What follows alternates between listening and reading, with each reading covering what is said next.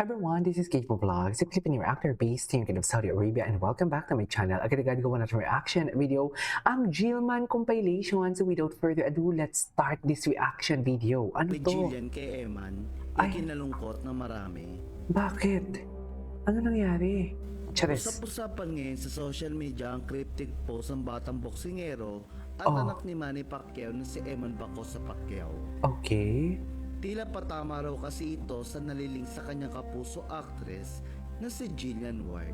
Okay. Hindi lingid sa kaalaman na marami na ilang linggo ng usap-usapan sa social media sina Eman at Jillian dahil sa ipinapakita nilang closeness at suporta sa isa't isa. Oh. Sa Okay. katunayan, matatandaan nagtungo pa si Jillian kasama ang kanyang pamilya sa laban ni Eman sa Bohol kung saan nanalo naman si Eman. Dahil dito, marami ang naghihinalang may namamagitan ng espesyal sa dalawa. Lalo pang tumindi ang hinala ng netizen nang pa-showbiz na sumagot si Eman nang matanong siya sa real score nila ni Jillian.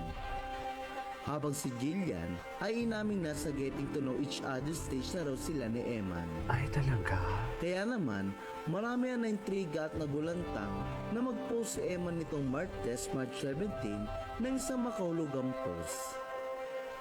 Isang larawan ang ipinost ni Eman kung saan nakasaad ng mga katagang kaya raw niyang makipaglaban sa isang daang lalaki na gusto ang babaeng gusto niya. Pero hindi raw niya kayang labanan ang lalaking gusto ng babaeng gusto niya.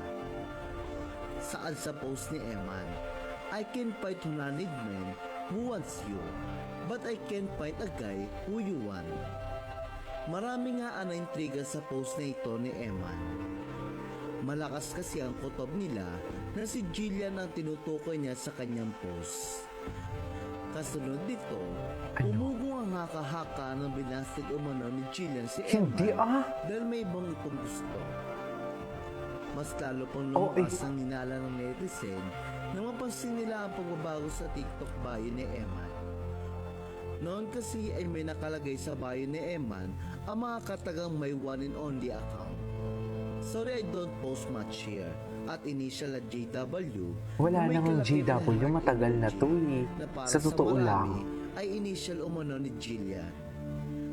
Pero kasunod lamang nga ang cryptic post ni Eman ay napansin ng netizen na wala na ang initial na JW sa kanyang TikTok bio. Dahil dito, lumutang ang issue di umano, ginamit lang ni Jillian si Eman. May ilan din nagsabi na hindi naman talaga type ni Jillian si Eman at ginagawa lamang niya ang pakikipag-interact dito bilang fan service. Ay, so gamitan lang? Para Hindi naman siguro. sa ilan, dapat magpayaman umano si Eman para mapansin na siya Mayaman na si Eman. OA kayo. Habang ang ilan ay ginit na may iba ng gusto si Jillian kaya wala raw pag-asa si Eman. Sa ngayon, wala pa naman pahayag o reaksyon si Eman at Jillian sa isyong ito.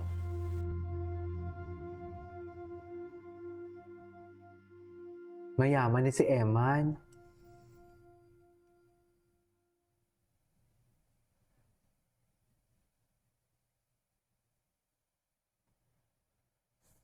So for OA.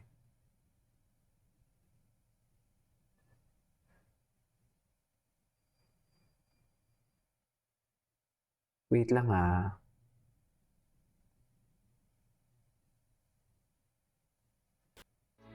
Ay, ano nangyari kay Eman? Bakit nauwi ang Eman? Inaman broken hearted siya. Hindi siguro. Charing.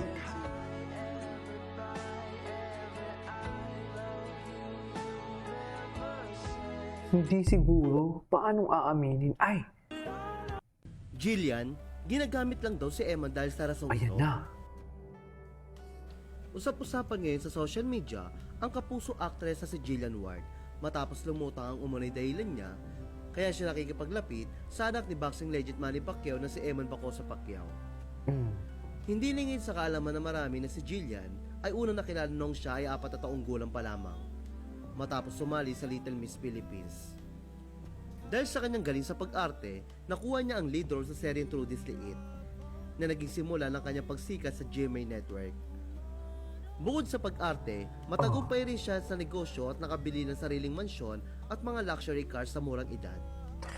Sa dami ng kanyang Maganda followers sa din naman. Facebook at Mayaman TikTok, din naman kasi talaga si itinuturing G. siyang isa sa pinakasikat na teen stars ngayon. Gayunpaman, sa kabila nito ay hindi pa rin nakaligtas si Jillian sa iba't ibang issue. At ngayon ay nadamay na naman ang kanyang pangalan sa isang kontrobersya kaugnay ng anak ng pambansang kamao na si Eman. Usap-usapan ngayon sa internet ang naging ugnayan ng dalawa na naging mitya ng samsaring espekulasyon. Ayon sa mga kumalat na komento mula sa mga netizen, tila ginagamit lang umano ni Jillian ang pangalan ni Eman para manatiling relevant sa industriya. May mga nagsasabi na tila na pag-iiwan na raw ang actress ng kanyang mga kasabayan sa showbiz. Parang hindi naman. Katulad ni Andrea Brillantes, kaya kailangan itong gumawa ng ingay. Hindi siguro, hindi na Komento ng kailangan isang ni, netizen. hindi na kailangan ni Paraos ano na yan. kasi si Jillian Ward. Hindi na kailangan. Nakikisakay na Ay, lang sa pangalan ni Eman para Chusera, maging relevant sa showbiz. huwag niyo mong awayin si Napag-iwanan na Jillian, siya ng mga boy. kasabayan niya si Andrea Brillantes. Just saying. Mas lalo pang uminit ang usapin na mapansin ng mga fans na nakasulat na just for fun sa TikTok bio ng aktres. Marami ang naghinala na ang katagang ito ay may kinalaman sa kanilang paglalapit ni Huwag Emma, niyo namang awayin. na tila nagpapahiwatig na walang seryosong intensyon sa likod ng kanilang ugnayan. Kundi nakikisabay lang siya dahil marami ang kinikinig sa kanila ni Eman. Ngunit natin naman ang opinyon ng mga netizens sa social media. May ilang naniniwala hindi naman seryoso si Jillian kay Eman at talagang ginagamit lang niya ito para pag-usapan.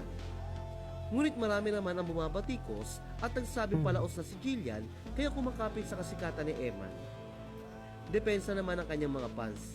Hindi kailangan ni Jillian na manggamit dahil matagal na siyang Siguro. sikat. Maraming endorsement at may sariling mga negosyo at ari-arian.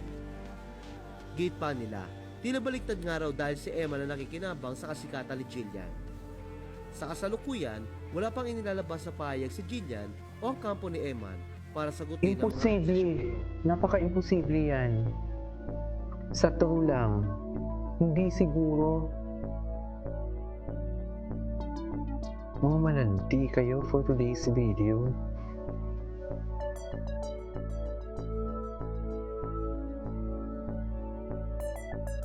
So far. Ay, ito.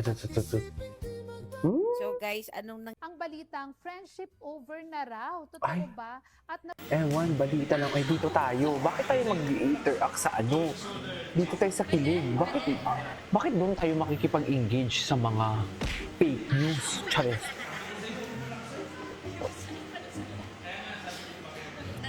Di ba, ma'am?